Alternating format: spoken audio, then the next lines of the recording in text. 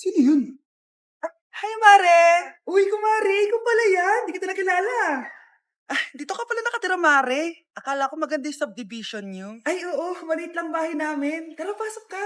A few moments later. Anak, mag-bless ka sa bisita natin. Mayaman yan. Sige po, Nay. Bless po. Wow, may manners. O, eto. 5,000? Thank you po! Yes! Ang ganda naman ng damit mo, Mare. Para kang may-ari ng isang malaking kumpanya. May-ari naman talaga ako ng malaking kumpanya, Mare. Pero salamat O, etong para sa'yo. Lalakihin ko na Kawawa ka naman. 10,000? Ba't ka pala napunta dito, Mare? Naghahanap kasi ako ng jowa ng anak ko. Bibigyan ko ng 1,000,000, brand new car, at house and lot kung sino man ang mapili ng anak ko. Ay, oo, Mar! Saktong-sakto, single tong anak ko. Hello po. Oh, eto na pala siya. Nay! Ano ba yan? Ayoko sa kanya. Sumunod ka na lang, para yumaman na tayo. Ang pogi mo naman. Ako nga pala si Jana. Ako nga pala si... Mag-isip ka ng pambabaing pangalan. Venice! Anong sabi mo? Ha? Di ba lalaki ka?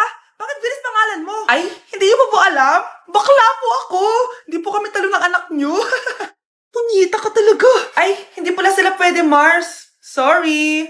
Sayang, gusto pa naman kita. Jackpot na, naging bato pa. Langya kang bata ka! Yayaman na dapat tayo! Halika dito!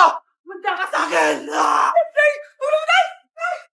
Bilisan nyo, pakatagal nyo. Ma'am, we are the group 1 and... Okay, so, ano yung research topic nyo? Ang research topic po namin ay kung bakit the best vlogger po si Mami Oni. Nice topic. So, bakit nga ba the best vlogger si Mami Oni? Kasi ma'am, tahimik lang siya sa umpisa kahit di mo siya pilitin. Okay, what about the others? Ma'am, malasing mo lang siya, agad siyang sasama. Kahit di mo siya akitin, ma'am. Meron ka bang lemon, ma'am? Lemon? Bakit? Kasi gusto niya tequila. Yun naman pala. Pagkatapos niya mag-shot, sipsipin mo yung dila niya. At huwag mo siyang susubukan dahil buka niyang isusubo.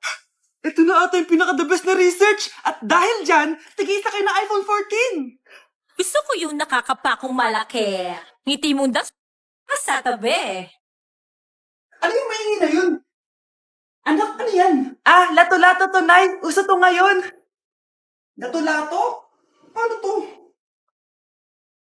Hirap naman. Di ka lang marunong eh. A few moments later. Ingay naman. Ako walang gana. Makalabas na nga. Di ka naman marunong eh. Marunong kaya ako.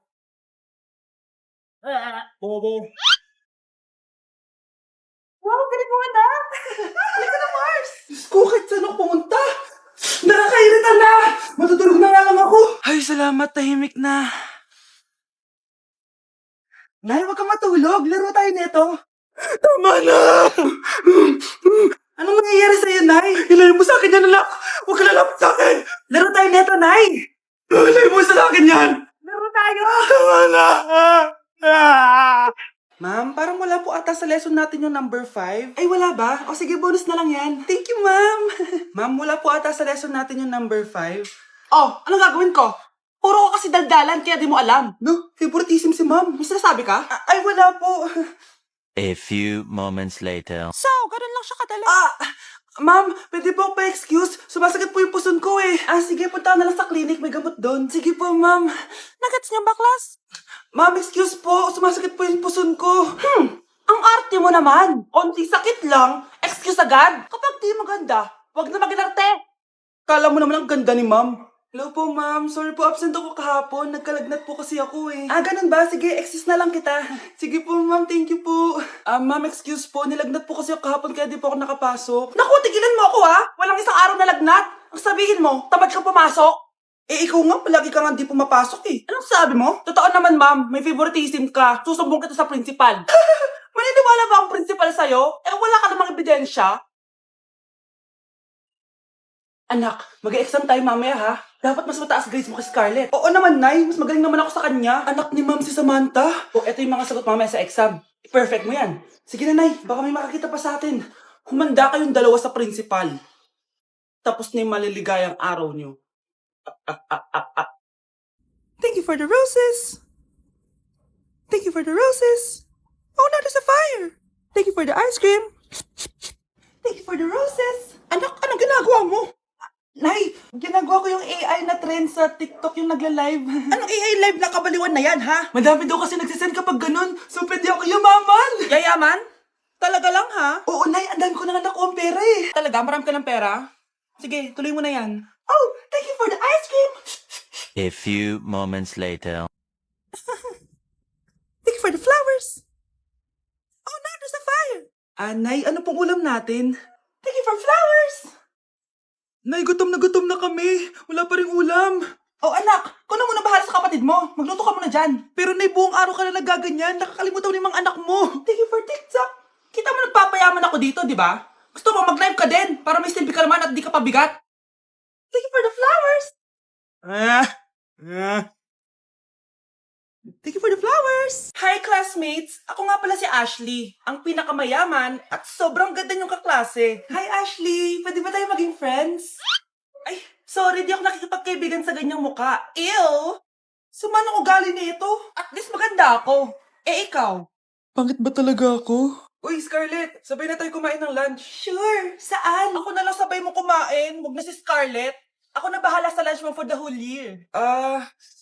Walang iya ka, Ashley. Aagawin mo pa sa akin yung crush ko. Sige na. Gusto mo bilan pa kita ng car? Car? Sige, sabay na tayo kumain, Ashley. Sorry, Scarlett. Sorry, ako pinili niya. Eat well sa'yo, ah. Bes, payag ka ba nun? Inagawan ka ni Ashley? Ano bang magagawa ko, Bes? Kailangan ko maging blooming. Hay naku, madali lang isagot dyan. Try mo tong Garnier Vitamin C Serum. Baka ito na the right one for you at hindi yung crush mo. Tama ka dyan, Bes. Kaso natatakot ako baka lalo lang ako maging haggard. Don't be afraid to try new things kasi. Malay mo ito na isagot para maging fresh ka. Sabi mo yun na. OMG, ang fresh na ni Scarlett. Ano kayang ginawa niya? Paano siya naging fresh? Hindi pwede to. Oh, ano ka ngayon, Ashley? Mas fresh na si Scarlett kesa sa'yo. Scarlett, pwede ba tayong sabay kumain ng lunch mamaya? Che, di na kita kailangan. Sapat na sa akin ng Garnier Vitamin C Serum kasi it passes the hashtag Garnier yang che. Humanda ka na, Ashley. This is the beginning of my revenge. Bakit nawawala ang laman ng class funds, ha? Sinong kumuha na ito? Ma'am, kilala ko po kung sino yung kumuha. Oh, Samantha, sino kumuha? Sino pa ba, ma'am? This is Scarlett. Ha? Wala akong kinukuha. Scarlett, ikaw pala yung kumuha ng class funds? Sumama ka sa principal. Ngayon na. Apaka-hype talaga nitong si Samantha. Bye, Scarlett. Dami nito Mukhang makakabili na ako ng bagong phone. Ha! Nahuli din kita! Ikaw pala yung kumukuha ng mga class funds natin? Oo, ako yung kumukuha. Bakit? May problema ba? Ang problema ko, ikaw. Ako pa sinisisi mo na kumukuha ng class funds, ikaw naman talaga? Isusumbong kita kay ma'am. Wala ka namang ebidensya. Ikaw ang isusumbong ko dahil naniniwala naman sa akin si ma'am. Humanda ka sa akin, Samantha. Wow, may bagong phone si Samantha. Sana all. Bigay ito ng parents ko, guys. Class! Sino naman kumuha sa class funds? Si Scarlett po yung kumuha, ma'am. Pagsabihan nyo nga yan. Ako na naman? Nagpapatawa ka ata, Samantha. Talaga ba, Samantha? Kitang-kita ko na kumuha ka dito. At narinig ko, nabalak mo na naman si Scarlett. Ma'am, di po ako yun. Gagawin mo pa ako sinungaling? Diyan ka naman magaling, di ba, Samantha? Sa pagsisinungaling? Sumama ka sa akin sa principal at ipapatawag ko yung magulang mo. Buti nga sa'yo, Samantha. Deserve mo yan. Nag-uumpisa pa lang ako. For our last question, ano ang full name ko? Wala naman yun sa lesson Siyempre, dapat alam niyo yung pangalan ko. Dami namang alam nito. Di ko maalala full name niya. Perfect na sana ako eh. Kapag di niyo nasagutan yan, -10 kayo sa akin. Aba, ma'am, paano namin malalaman yung full name mo? Di ka naman nagpakilala sa amin. Ano ka, sikat? Artista? Ang lakas mo mag-minus kapag di nasagutan yung full name mo? Sige nga, ano full name ko? Kapag di mo nasagutan, ma-minus ko yung sweldo mo. Tsaka magagamit ba namin yan kapag nagtrabaho na kami? Di naman, di ba? Pakin namin sa full name mo. Nay, ang taas ng grades ko. Congrats. Kain tayo sa labas, Nay. Sabi niyo, pag mataas grades ko, kakain tayo. Wala akong time, anak. Nay, nagugutom po ako. Anak, may ginagawa ko. Nay, di po ba kayo magluluto? Ano ba yung anak? Ang tanda mo na, di mo pa rin kaya magluto para sa sarili mo? Kita mo, ang dami ginagawa dito. Storbo to. Sige po, Nay. Ako na lang po magluluto. Mari! Oh, Mare, ba't parang takot ka? Ang dami na kasi nawawalang bata sa barangay natin. Yung kapitbahay natin, 4 na araw na nawawala yung anak niya. Baka naman nag-away lang sila tapos lumayas yung anak niya. Basta ikaw, Scarlett, palagi kang mag-iingat ha. Sige po, tita. Masyado ka nagpapaniwala sa fake news, Mare. Nay, tignan niyo po yung drawing ko. Oh. Ang ganda, anak. Di mo pa naman nakita eh. Nay, punta po kayo sa school bukas. Kakanta po ako sa stage. Oo, sige anak. Pupunta ako pag may free time ako. Talaga, Nay? Yay! Uy, Mare, kakanta anak mo ngayon. Hindi ka ba pupunta? Hindi na siguro, Mare. Marami pa akong gagawin. Hinihintay ka nun. Pagbigyan mo na, minsan lang. Naku, Mare, sagabal lang yun sa trabaho ko. Sige na, marami pa akong gagawin, no? Nasaan ka na ba, Nay? Malapit na akong tawagin. Hindi ka mahal ng nanay mo. Mahal ako ng nanay ko! Tao po. Bakit po, sir? Kayo ba yung nanay ni Scarlett? Opo. Ma'am, nawawala po yung anak nyo. Ano? Si Scarlett? Aware naman siguro kayo na maraming nawawalang bata dito sa barangay natin, ma'am. Scarlett? Yung iba, ma'am, hindi na namin nahanap. Napakawalang kwenta mong nanay. Disturb mo yan. Na-like ng kifi ko. Anak, anong ibig sabihin ng kifi? Galing naman nito. Anak, ano ginagawa mo? Nay, nagla-like po ako ng mga post sa TikTok. Nagla-like? Bakit mo binababa? Ito na po kasi uso ngayon, Nay, yung magla-like ka gamit yung kifi mo. Ano ba may mga bata ngayon na malalaman nyo sa TikTok? TikTok pa! Ayan, mga nakukuha nyo. Ang KJ mo naman, Nay. Try mo kaya. Ay, naku, Scarlett, huwag mo kini-influensya sa mga ganyan mo, ha? Oo nga, ang sarap sa feeling. O, diba? Like! Na-like ng kifi ko.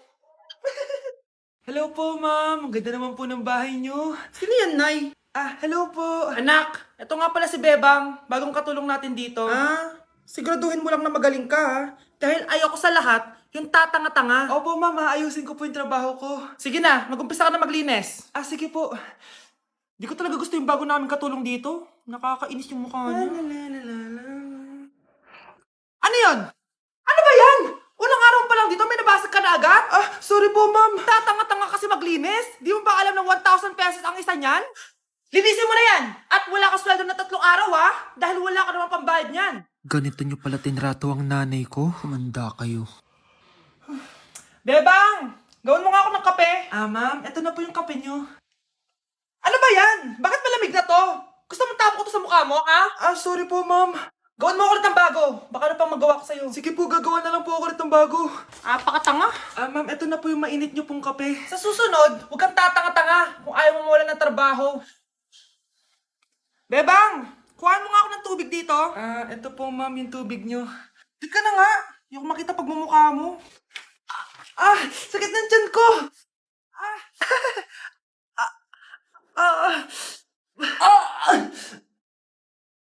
Anak! Lumabas ka muna dyan!